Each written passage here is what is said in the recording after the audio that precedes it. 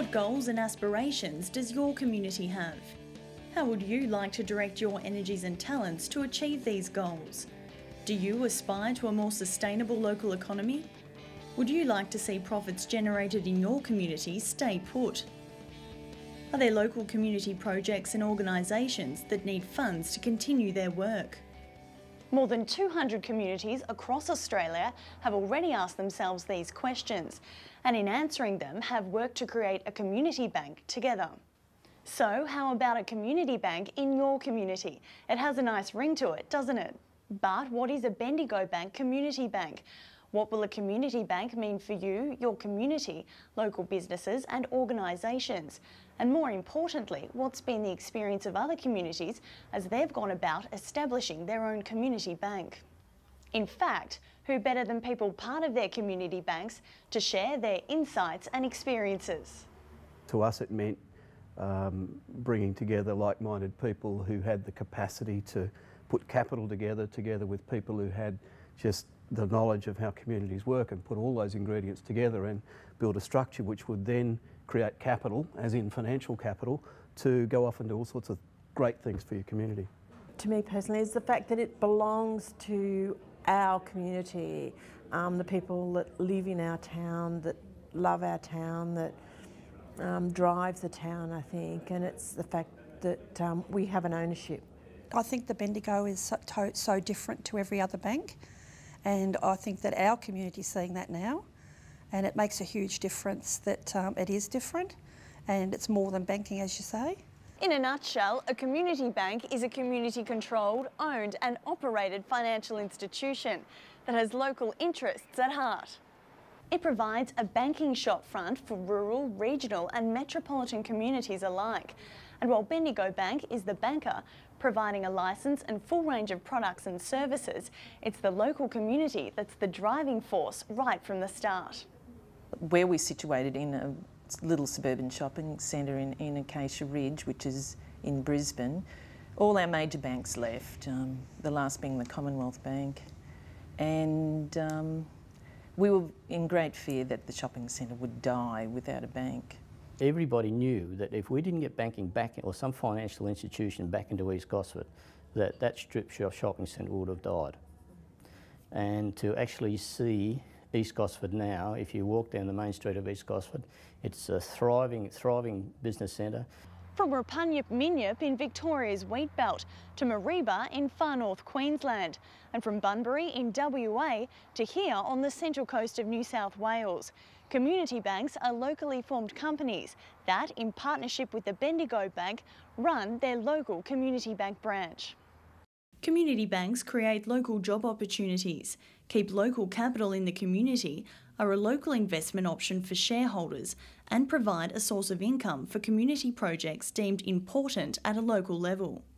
The community bank for us has been a 365 days a year, 24 hours a day fundraiser. Small communities require input from volunteers, and that's difficult to get. People don't want to be hounded, and it's the same few all the time. So the benefit of having a community bank is to get those profits, once you're at profit stage of course, back to your community. That's your constant fundraiser. We've got an ATM as well, so we find that tourists are stopping, getting out cash and then going, oh, well, let's have a little bit of a walk down the street. People will shop where they bank. Now, if they in a country town, if they bank 100 k's away from their little town, what happens to the little town? The little town actually dies because the people are actually doing their shopping elsewhere and they're not doing it and supporting their own community. So that's where I believe that community banks are out on their own, and they are actually doing a wonderful thing for communities. Community and alliance banking is about partnership. The rewards are significant, but with these rewards come risks and responsibilities, and these must be clearly understood. The local board of directors is responsible for the running of the company, and although these individuals are volunteers, they have all of the responsibilities and risks of directors of any publicly listed company, regardless of whether they are volunteers or paid directors. We learned a lot about becoming directors of a public company, and the roles and responsibilities that go with that. And most importantly, I guess, we learned about engaging with the community, maybe a lot of which we'd taken for granted previously. When you get a board of directors, especially business people, you get some diversity, but that's what you need. And you need active people. You need people not who are just going to sit there and say, yes, I think we have to do this. You need people who will get up and do it. Now, once you get that, you're on your way.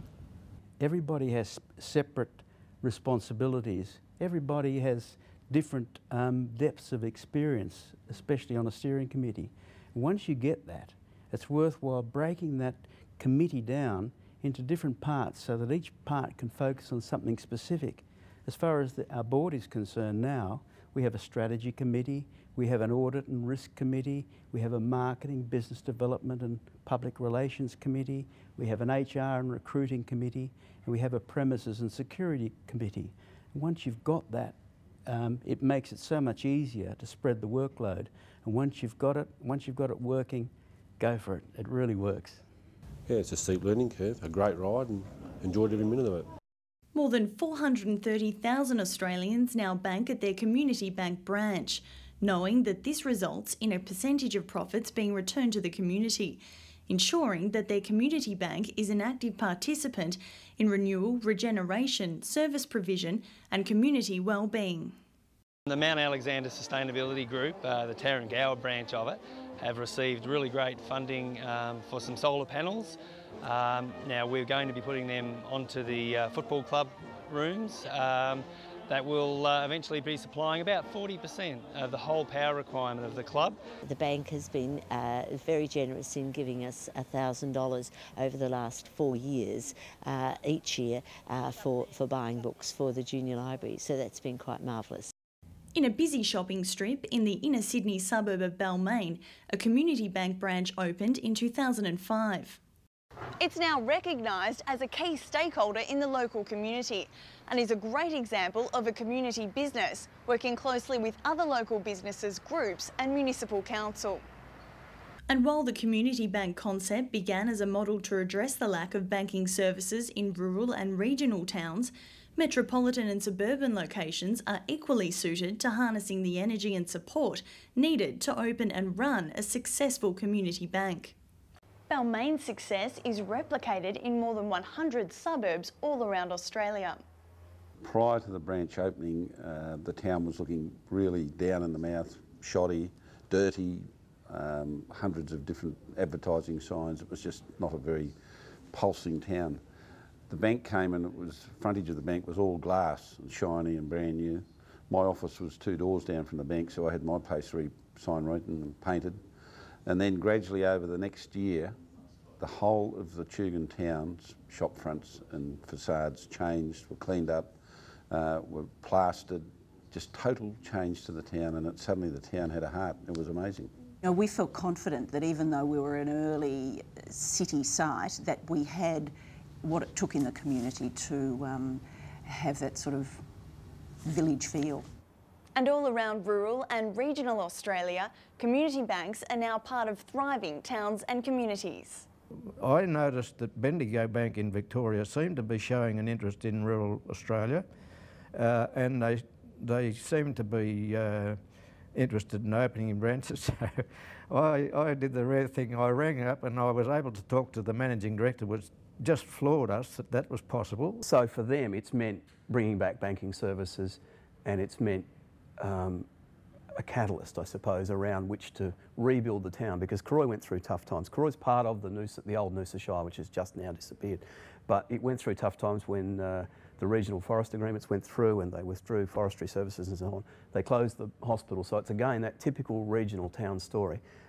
So it's meant that we've had a catalyst there around which to rebuild the town. Now the town today is an absolutely extraordinary success story. It's just you struggle to get a car park there now. For communities considering beginning their campaign, as well as for those a little further down the track, the messages of support and encouragement couldn't be clearer.